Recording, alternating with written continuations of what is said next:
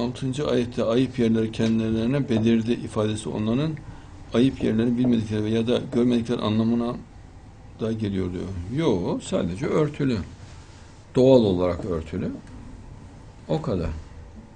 Nasıl insanlar elbiseyle örtüyorsa cennet örtüsü de doğal olarak var.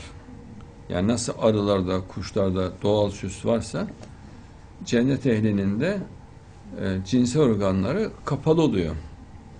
Örtülü oluyor. Doğal örtüyle kapalı oluyor. Zaten müminler ahirete diriltildiklerinde cennete geçmeden önce de yine cinsel organları kapalı. Doğal bir örtüyle.